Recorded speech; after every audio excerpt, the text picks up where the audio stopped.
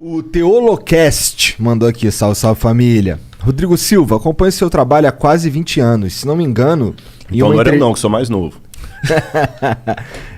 Se não me engano, em uma entrevista que você deu falando sobre arqueologia bíblica, ele fala que provavelmente foi aí, mas quais evidências arqueológicas de que o povo de Israel foi liberto do Egito? Realmente encontraram o lugar no meio do mar? Ah, foi bom ele ter perguntado isso aí. Tem um falso arqueólogo, eu vou até gravar um vídeo, porque agora de novo os vídeos desse cara aparecerem, um tal de Ron Wyatt. Que ele fala que encontrou roda do carro de Faraó debaixo do Mar Vermelho, encontrou a Arca da Aliança lá em Jerusalém, é tudo mentira, sabe? E toda vez que eu dou palestra, o pessoal pergunta sobre isso, que encontrou a Arca de Noé também lá na Turquia, e tudo falso, falso. E o cara tinha umas paranoias meio doidas, que Deus falou com ele quando ia revelar a Arca e tudo e tal. E agora alguém me mandou que ele fez de novo um vídeo, ele já morreu, ele era um anestesista de Nashville, Tennessee, e fizeram um vídeo agora bem feitinho e tudo e tal, e já tá com mais de 1 milhão de visualizações. Então, sobre o que esse vídeo é? Esse é sobre a achado da Arca de Moisés, a Arca da Aliança. Mas é tudo falso. Entendi. Você entendeu? Não tem nenhum arqueólogo com diploma mesmo que endosse o cara. Entendi. Não tem um. Bom, então, isso aí tudo é falso. Esquece esse negócio de roda de carro. Eu tive no Eiba, no lugar lá. Eu sei que é tudo falso, os lugares que ele fala. Lá em Nueiba tem uma coluna levantada lá que ele fala que foi Salomão que ergueu para marcar o lugar da travessia. Aquela coluna é romana, gente. Não tem nada a ver. Então o cara é todo furado. Entendi. Todo furado. Mas quais são os indícios de que Israel saiu do Egito? Em primeiro lugar, lembra aquilo que eu falei. A história passada é uma história fragmentária. Eu até dei o exemplo aqui. Como se fosse um quebra-cabeças de 10 mil peças. Faltou no monte, faltou na maioria. Então, assim, não é só história, arqueologia bíblica, não. Isso vale para a arqueologia da Grécia, arqueologia de Roma. A biblioteca de Roma se incendiou nos anos 60, não 1960, na época de Nero. Depois você teve também a queda da Biblioteca de Alexandria, em 691. Depois você teve em 1453 o incêndio da Biblioteca de Constantinopla. Muita coisa se perdeu. Então a gente tem um monte de fragmento que a gente completa com coisas que fazem sentido. Fazem sentido. E bingo, é isso aí, Igor. Então algumas coisas que fazem sentido. Em primeiro lugar, eu desloco o êxodo da época de Ramsés e coloco na época de Tutmosis, na 18ª dinastia. Eu sei que o desenho da Disney... aliás, foi até uma crítica que eu fiz na Record lá e eles aceitaram que na novela Os 10 Mandamentos o faraó era o Ramsés. Eu falei, tá errado. Cronologicamente falando, o faraó tem que ser alguém da 18ª dinastia. Então é lá que eu tenho que buscar as evidências do êxodo. E quando eu vou na 18ª dinastia, eu encontro um monte de coisa. Em primeiro lugar, você tem uma rainha, filha do faraó, chamada Hatshepsut. E nessa época que ela estava ali, o pai dela era Tutmosis II. Tá bom? Tutmosis II. Eles tinham muitos escravos asiáticos, porque os egípcios tinham expulsado do país os Ixos, que eram semitas, e os outros semitas, claro, eles escravizaram.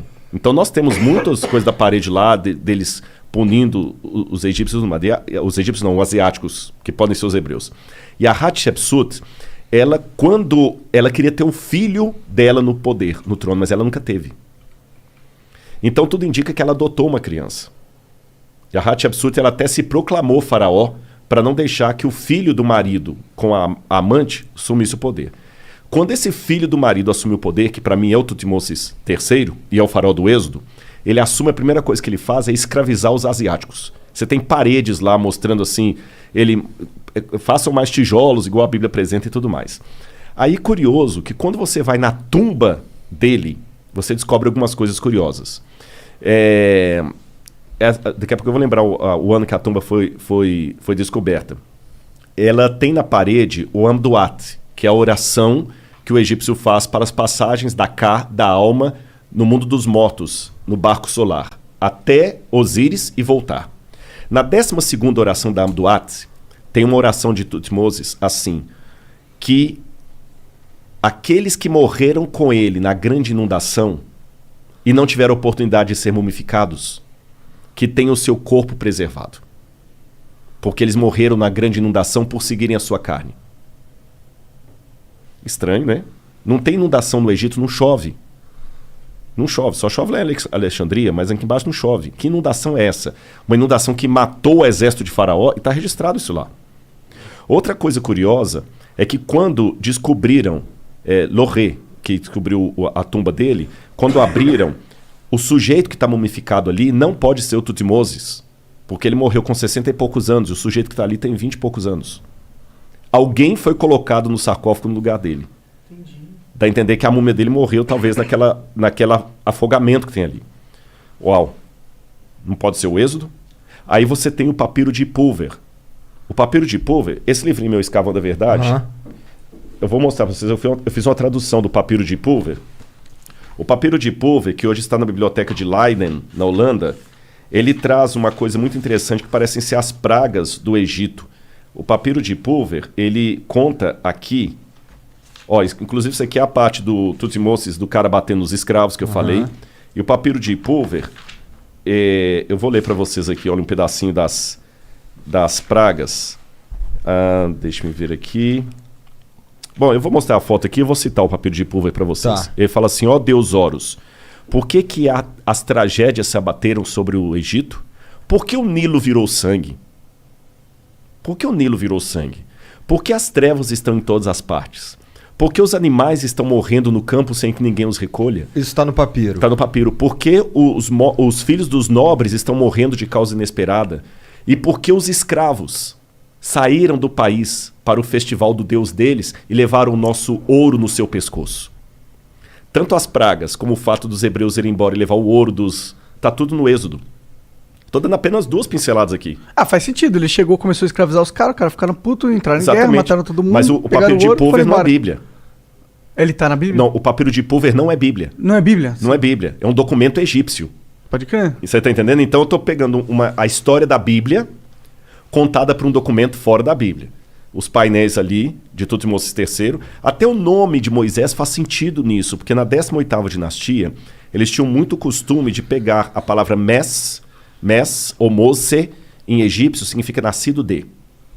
E eles acoplavam o nome nascido de ao nome de uma divindade. Então você tinha, por exemplo, Mose, nascido do deus A, o deus da lua. Tutmosis, nascido do deus Tot, o deus escriba. E o nome do hebreu, Moses, Moshe em hebraico. Nascido de. De quem? Parece que quando ele entregou para o deus hebreu, ele tirou a divindade egípcia. Então até o nome dele é um nome egípcio. O livro do Êxodo tem várias palavras que vêm do egípcio. Não são palavras hebraicas. A palavra para papiro é egípcia, a palavra para Nilo é egípcia. Tem um monte de palavra egípcia. Então, eu só estou dando umas 3 ou 4 gotas aqui para ver que nós temos evidências acadêmicas que apontam para o Êxodo. Aí, o que é o Êxodo exatamente? A forma é quando os hebreus saíram... Saíram do Egito, exatamente. Entendi. Que, na verdade, a palavra Êxodo vem do grego, porque a Bíblia foi traduzida para o grego no 4º século a.C. Então, Exodos, Rodós é caminho, rodoviária, roda, rodovia. Saído de. Rodós, Exodus, caminho afora. Aí acabaram dando nomes gregos para os livros da Bíblia, por isso que veio o nome Êxodo. Agora aqui eu quero apresentar para quem está nos ouvindo uma diferença. Pode ser que alguém tenha um professor de história e fale assim, esse Rodrigo está louco. Ele está louco. Mas só que tem uma diferença. Eu tenho muitos nomes da academia que concordam com o que eu estou falando. Da historicidade. Por que ele ia achar que você está louco? Eles são necessariamente crente? São. Muitos. Por que eu estou colocando isso? Por que o Ron Wyatt não merece o mesmo... Porque você não tem nenhum acadêmico com doutorado, que dá aula, que faz pesquisa, que fala, o Ron Wyatt está correto.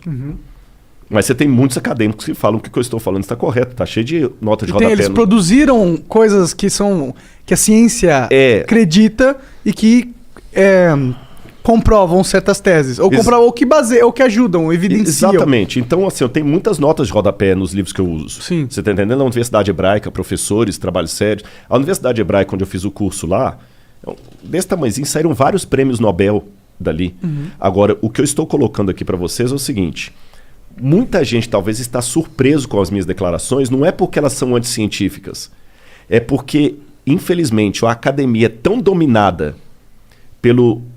Eu sei que eles odeiam quando se fala isso, mas existe um ateísmo metodológico que quando alguém apresenta evidência de Deus, parece que o cara está sendo terraplanista. E não é bem por aí.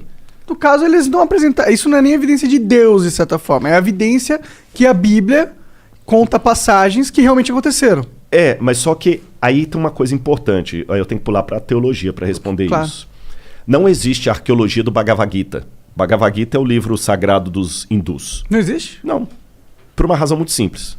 Eu dei o exemplo do Bhagavad Gita, mas eu podia falar do livro dos Vedas, eu podia falar do Tao Te Ching, do taoísmo, do Zen da Avesta, do zoroastrismo, podia falar até do Alcorão. Esses livros, de uma maneira geral, eles não se preocupam com a historicidade do fato. O Bhagavad Gita, por exemplo, ele conta a história de Arjuna e Krishna numa batalha. Só que se você chegar para um hindu e falar o seguinte, mas e se o Krishna for uma lenda? Não muda nada a minha vida. Só que a Bíblia, ela tem uma audácia. Perdão, uma audácia literária diferente. A Bíblia coloca tudo ou nada. Quando você lê os autores bíblicos, fala o seguinte, se o que a gente falou é mentira, então esquece. Mas se o que a gente falou existiu de verdade, então a teologia também é verdadeira.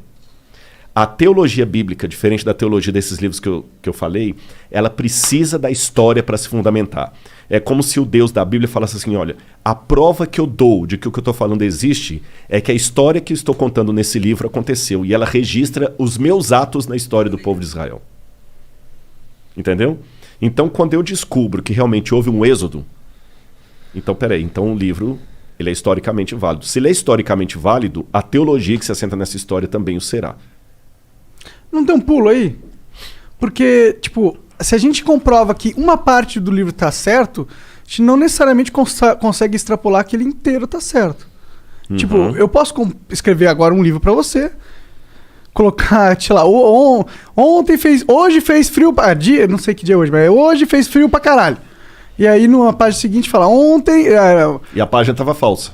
Hã? Uma página tá verdadeira, outra tá falsa. Exato, eu posso fazer isso. Então, tipo, ok, a gente conseguiu descobrir que tem uma parte da Bíblia que realmente aconteceu, tá lá. Mas isso não prova realmente que tudo que aconteceu, que tudo que tá na Bíblia aconteceu exatamente como tá na Bíblia. Não, isso concordo. Do ponto de vista histórico, nem da Bíblia, nem pra nenhum livro.